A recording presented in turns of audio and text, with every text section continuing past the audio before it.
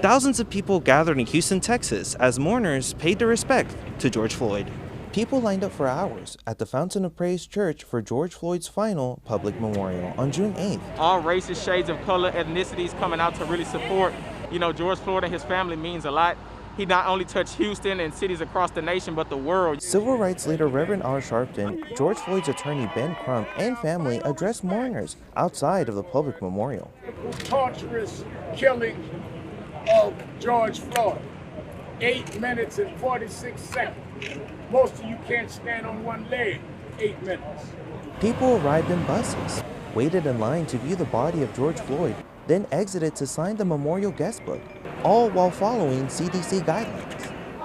Thank you. Praise God! Thank you. Praise God! Houston Police Chief Art Acevedo says HPD is there to keep everyone safe and help everyone pay their respects to George Floyd's family.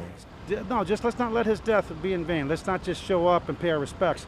Let's pay our respect to him and everyone else that has died unjustly at the hands of the police or anyone else by being informed, being engaged, and voting without exception. Johnson says George Floyd's memory will impact the world and live forever. I'm sorry, I'm just so emotional. But it was so beautiful, and I'm glad that I was part of history, able to celebrate. After more than 6,000 attendees, George Floyd's casket was moved to prepare for the private funeral for family and friends on June 9th. George Floyd will be buried in Houston Memorial Gardens in Pearland, Texas, the same location where his mother was laid to rest. I'm Armando Villarreal, Enlace.